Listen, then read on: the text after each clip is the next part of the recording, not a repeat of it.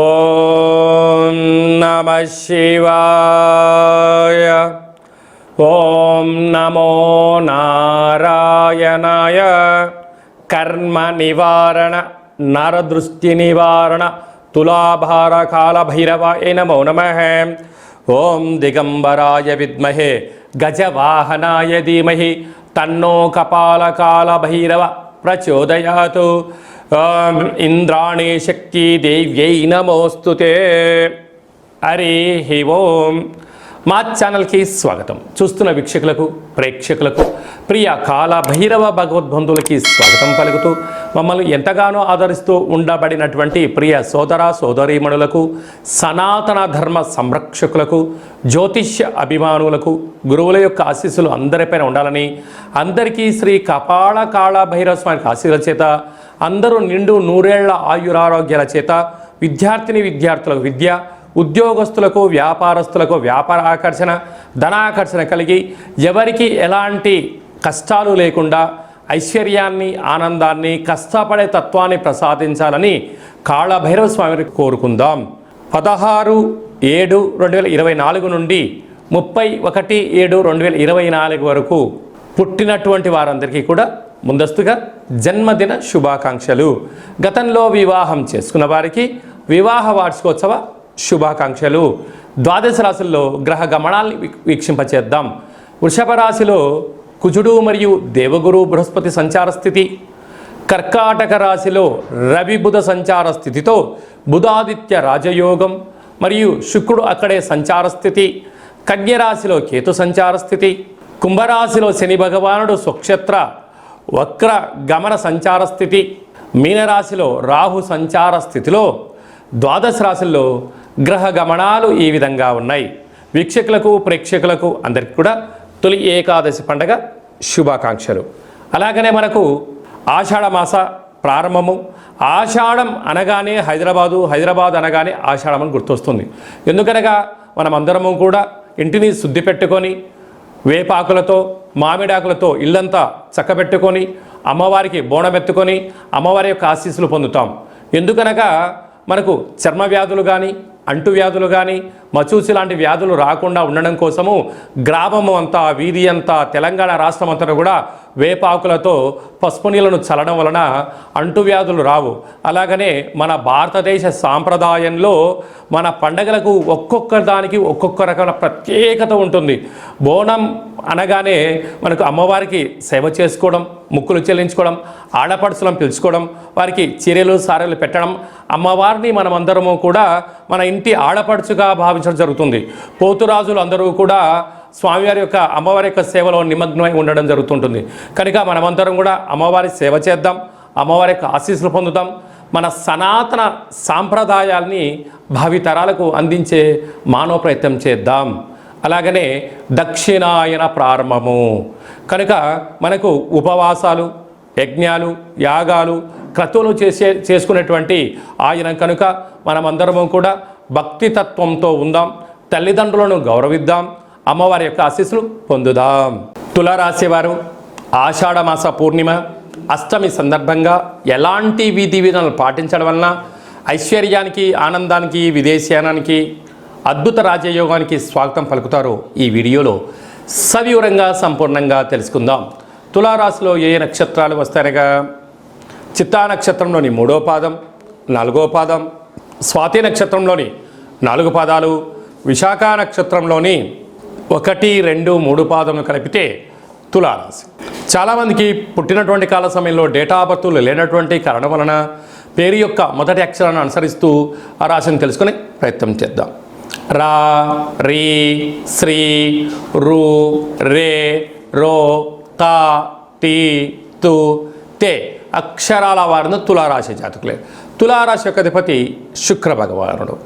ఈ యొక్క ఆషాఢమాస పూర్ణిమ సందర్భంగా, అష్టమి సందర్భంగా కాళికామాతకు అమ్మవారికి బోనం తీసుకుని వెళ్ళడం, ఒక మంచి తెల్లటి మట్టి కుండలో కానీ, రాగి బిందెలో కానీ పాలను నీళ్లను తీసుకుని వెళ్ళి అమ్మవారికి శాఖలాగా పోయడము, అలాగనే తెల్లటి కొబ్బరికాయ చిప్ప భాగంలో మనం కొబ్బరికాయను పగలగొడితే లోపల కొబ్బరి తెల్లగా ఉంటుంది. కొబ్బరి నూనెను వేసి 8 రకాల ఒత్తులను 8 వైపులా వేసి వెలిగించి ఇంట్లో నుంచి తీసుకొని వెళ్ళి అమ్మవారి ముందర పెట్టడం వలన నూతన వస్త్ర ఆభరణాలు, నూతన బంగారు ఆభరణాలు, ఎలక్ట్రానిక్ వస్తువులు, గృహాలు, విదేశానానికి వెళ్ళేటువంటి ఉద్యోగంలో ప్రమోషన్స్ వచ్చే అవకాశాలు చాలా అధికంగా ఉంటాయని చెప్పి గమనించాలి. అలాగనే పంచమ స్థానంలో శని సంచార స్థితి ఉండడం వలన నూతనంగా వివాహమైన వారికి సంతాన యోగం, పిల్లల యొక్క చదువులు, పిల్లల యొక్క అభివృద్ధి, పిల్లలు ఎలాంటి ఉన్నత స్థితికి ఎదగాలో తల్లిదండ్రులు ఆలోచన చేయడంలో అద్భుతమైన విజయం మీ సొంతమవుతుంది. 6వ స్థానంలో రాహు సంచార స్థితి ఉండడం వలన దయచేసి అప్పులు ఇవ్వద్దు, అప్పులు తీసుకోవద్దు. అప్పులు ఇచ్చిన వారే మిమ్మల్ని రాబోయే కాలంలో ఇబ్బంది పెట్టే అవకాశాలు ఉన్నాయి. పోలీస్ స్టేషన్లు, కోర్టు మెట్లు, అనేక రకాలుగా మీ యొక్క స్థిరచరాస్తులపైన కొందరు కన్నేసించారు అని చెప్పి గమనించాలి. అష్టమంలో కుజుడు ఉండడం వలన, కుజదోష ప్రభావం కారణం వలన చిన్న చిన్న విషయాలకు ఆందోళన తగదు. యంత్రాలతో, ఆయుధాలతో, దయచేసి మాటలతో చెలగాటమాడొద్దు, అపహాస్యం అసలే చేయొద్దు. అష్టమంలో గురుదోషం ఉండడం వలన మనోవేదన, పై అధికారులతో ఒత్తిడి, కింది సహా ఉద్యోగస్తులు మీ అవసరం ఉంటే ఒక రకంగా, మీ అవసరం తీరిన తర్వాత మరో రకంగా ఉండే అవకాశాలు ఉన్నాయి. తస్మాత్ జాగ్రత్త. రాజ్యస్థానంలో ఉదాదిత్య రాజయోగం, అక్కడే శుక్రుడు ఉండడం వలన ప్రభుత్వ ఉద్యోగం ప్రయత్నం చేసేవారికి చాలా మంచి కాలము. ప్రైవేట్ రంగంలో ఉండబడినటువంటి వారికి ప్రమోషన్స్ రావడము, బ్యాంకు లోన్లు సరైన సమయానికి ధనం అందడము, స్థిరాస్తులు, చరాస్తులు మీ సొంతం కాబోతున్నాయి. కనుక వీలైనంత వరకు మౌనం, ధ్యానం, ఏకాగ్రత, ధ్యానంగా ఉండగలిగినట్లయితే రాబోయే కాలం అంతా మంచి కాలమే అని చెప్పి గమనించాలి. జూలై మాసంలో ద్వితీయార్థంలో ముఖ్యమైనటువంటి పండగల గురించి సవివరంగా, సంపూర్ణంగా, క్లుప్తంగా తెలుసుకుందాం. 21/7/2024 ఆషాఢ మాస పూర్ణిమ, ఆదివారం ఉత్తరాషాఢ నక్షత్రం రావడం వలన గురు పూర్ణిమ, వ్యాస పూర్ణిమ అని చెప్పుకుంటాం. గురువులకు, తల్లిదండ్రులకు మనకు మొట్టమొదటిసారిగా అక్షరాభ్యాసం నేర్పించినటువంటి గురువుల పేర్లు స్మరించుకోవడం, మన ఏదైనా వృత్తులలో, ఉద్యోగాల్లో, వ్యాపారాల్లో మనల్ని క్షేమాన్ని కోరి మనల్ని ముందుకు తీసుకెళ్లి సలహాలు ఇచ్చే వారందరినీ కూడా ఆ రోజు గురుముఖత వారికి ఒక నమస్కారం తెలియచేసుకోవడం, వారిని కలవడం, వారితో ఆధ్యాత్మిక చర్చలు చేయడం వలన గురు యొక్క ఆశీస్సులు కలిగి ఉన్నతమైన స్థాయికి ఎదుగుతామని చెప్పి తెలుసుకోవాలి. మనమందరూ కూడా వేద వ్యాస మహర్షి స్వామివారిని స్మరించుకోవడం, అలాగనే గౌతమ బుద్ధుడు, స్వామి వివేకానంద గారు, అలాగనే సకల దేవతలు, సద్గురు సాయినాథుడు, తల్లిదండ్రులు అందరినీ గౌరవించుకోవడం మన సనాతన హిందూ సాంప్రదాయంగా భావించగలగాలి. అలాగనే 28/7/2024 ఆషాఢమాస బహుళ అష్టమి ఆదివారం అశ్విని నక్షత్ర సందర్భంగా కపాళకాళ భైరవ స్వామి యొక్క పూజ. అంటే కాళభైరవుడికి పూర్ణిమ, అష్టమి సందర్భాలలో స్మరిస్తే చాలు, పదని వెనక నేనున్నాను అని చెప్పే ఏకైక భగవంతుడే కాళభైరవ స్వామివారు. కాలాన్ని శాసింపజేసే శక్తికి కాళభైరవుడికి ఉంటుంది. ఒక్కొక్క నెలలో ఒక్కొక్క కాళభైరవ స్వామివారు ఉంటారు. కనుక మనకు ఆషాఢమాసంలో కపాళకాళ భైరవ స్వామి యొక్క ఆశీస్సుల కోసం మనం ఆయన స్మరణ, అష్టకం, జపాన్ చేయడం, దానం చేయడము, శునకపు మహారాజు అనక కుక్కలకు రోజు అన్నం పెట్టడం, కాకులకు ఆహారాన్ని, వీలైతే మద్యాన్ని పోసి చూడండి. అద్భుతమైనటువంటి నరదృష్టి, శత్రు ప్రభావాలు తొలగిపోతాయని చెప్పి గమనించగలగాలి. అలాగనే మనము కాళభైరవ స్వామిని స్మరణ చేయడం వలన, ఇంట్లో ధ్యానించడం వలన, కూష్మాండ దీపాన్ని ఇంట్లో పెట్టడం వలన, స్వామివారి యొక్క సేవ చేయడం వలన ఇంట్లో ఉండబడినటువంటి వాస్తు దోషం తొలగి విద్య ఆకర్షణ, ఉద్యోగ ఆకర్షణ, వ్యాపార ఆకర్షణ, వివాహకాల సమయంలో వధువుకు వరుడు, వరుడుకు వధువు ఆకర్షణ అవ్వడం, వ్యాపారంలో జనాకర్షణ, ధనాకర్షణ, పదవి ఆకర్షణ కలిగి మనం ఏదైతే అనుకుంటామో అని అన్నింటా విజయాన్ని కలిగింపజేసే శక్తి మనకు కాళభైరవుడికి ఉంటుంది. అలాగే మీకు చేసుకోవడానికి కుదరకపోతే ఈ కింది నెంబర్ సంప్రదించినట్లయితే, మీ గోత్రనామాలను పంపించగలిగినట్లయితే కాళభైరవ స్వామి యొక్క హోమ కార్యక్రమాన్ని వాట్సాప్ కాల్ ద్వారా ప్రత్యక్ష ప్రసారాన్ని కూడా చూపించడం జరుగుతుంది.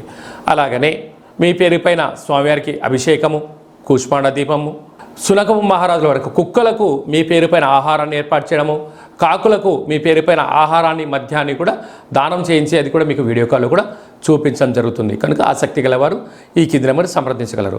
ఇంకనూ మనం విజయం సాధించగలగాలి అన్నట్లయితే ఈ యొక్క పాత్ర కంచు పాత్ర అంటారు.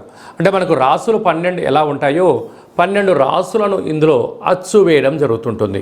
ఈ పాత్రను మనం ఇంట్లో పెట్టుకొని ప్రతిరోజు ఉదయం పూజ చేసిన తదనంతరము మనసులో మనము చిన్నపాటి కోరికను కోరుకొని ఇలాగా శబ్దం చేసినట్లయితే ఓంకార శబ్దం రావడం జరుగుతుంటుంది.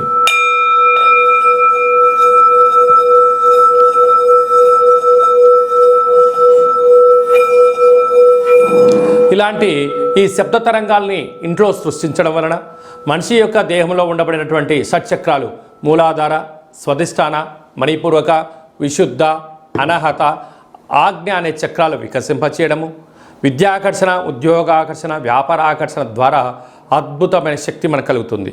అలాగనే తంత్ర ప్రయోగాలు కానీ, తాంత్రిక ప్రయోగాలు కానీ, దుష్ట ప్రయోగాలు కానీ, నరదృష్టి యొక్క దోషాలు తొలగిపోతాయని చెప్పి గమనించాలి. ఈ అక్షయ పాత్రతో పాటు కాళభైరవ స్వామి యొక్క ఓ పిరమిడు, డాలరు, కంకణము మీకోసం ప్రత్యేకంగా కాళభైరవ హోమ కార్యక్రమాన్ని చేయించి ఈ కాళభైరవ స్వామి యొక్క అక్షయ పాత్రను మీకు ప్రసాదంగా కూడా అందజేయడం జరుగుతుంది. ఆసక్తి కలవారు ఇంటింటా కాళభైరవం అనేటువంటి కార్యక్రమంలో మనమందరము కూడా అక్షయ పాత్రను గృహంలో ఉంచుకుందాం. అష్ట కష్టాలకు స్వస్తి పలుకుదాం. అష్ట ఐశ్వర్యాలకు మహాలక్ష్మీదేవి స్వరూపానికి స్వాగతం పలుకుదాం. అలాగనే మన వ్యక్తిగత జాతకం తెలుసుకోవాలనుకుంటున్నారా? మీ యొక్క పేరు, పుట్టినటువంటి తేదీ, నెల, సంవత్సరం, సమయాన్ని వ్రాసి మీరు వాట్సాప్లో పంపించగలిగినట్లయితే సంపూర్ణ 100 సంవత్సరాల జాతకాన్ని రాసి పంపించి మీరు పుట్టినప్పుడు గ్రహ గమనాలు ఎలా ఉన్నాయి, ప్రస్తుతం ఎలా ఉన్నాయి, రాబోయే కాలంలో ఎలా ఉండబోతుందో సవివరంగా సంపూర్ణంగా తెలియజేయడం జరుగుతుంది. చాలామందికి పుట్టినటువంటి కాల సమయంలో డేటా బర్త్లు లేనటువంటి వారికి మీ పేరు యొక్క మొదటి అక్షరాన్ని అనుసరిస్తూ రాశి యొక్క గ్రహ గమనాలను తెలియచేస్తూ కాళభైరవ ఉపాసన చేత రమణ శాస్త్రం ద్వారా అనగా గవ్వళ ద్వారా భూత, భవిష్యత్, వర్తమానాన్ని తెలియజేయడం జరుగుతుంది. అలాగనే మీ అబ్బాయి కానీ అమ్మాయి కానీ ఎంత చదివినా చదవని మీరు పుస్తకాలు కొనిచ్చా, ల్యాప్టాప్లు కొనిచ్చా సక్రమంగా చదవడం లేదా? పుస్తకంలో ఉండబడినది మన పిల్లల యొక్క మస్తకంలోకి రావడం లేదా?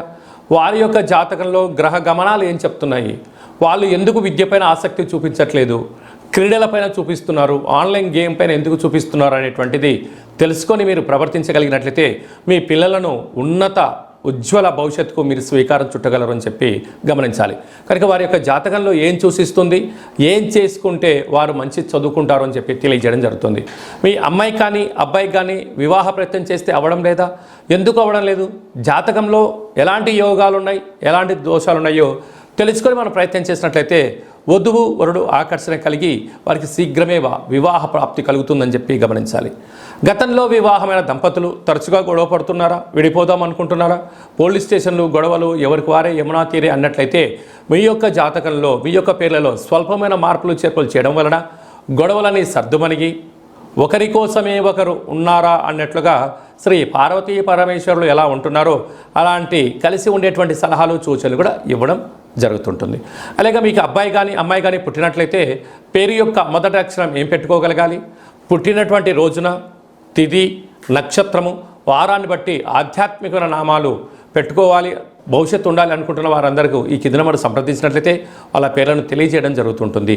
అలాగే చాలామందికి ఈ కాళభైరవ స్వామి అంటే ఎవరు, కాళభైరవ మంత్రాన్ని ఎలా ఉపదేశించుకోవాలి, ఎలా సాధన చేయాలి, కాళభైరవ స్వామి యొక్క సేవ చేస్తే ఎలాంటి ఫలితాలు కలుగుతాయో అనుకుంటున్న వారందరికీ కూడా మన యొక్క దేవాలయంలో కాళభైరవ స్వామి యొక్క మంత్ర ఉపదేశము, కాళభైరవ స్వామి ఆశీలు ఎలా పొందాలో సవివరంగా సంపూర్ణంగా తెలియజేయడం జరుగుతుంటుంది.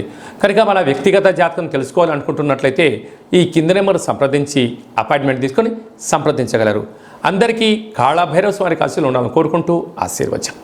ఓం శతమానం భవతి శతాయ పురుష సతేంద్రియ ఆయుష్యేవేంద్రియే ప్రతిష్టతి ధనం ధాన్యం బహుపుత్రలాభం శత సంవత్సరం దీర్ఘమాయు సర్వే జనా సుఖినో భవంతు లోకా సమస్తా సుఖినో భవంతు సర్వం కాళభైరవ దేవతార్పణమస్తు. హరి ఓం.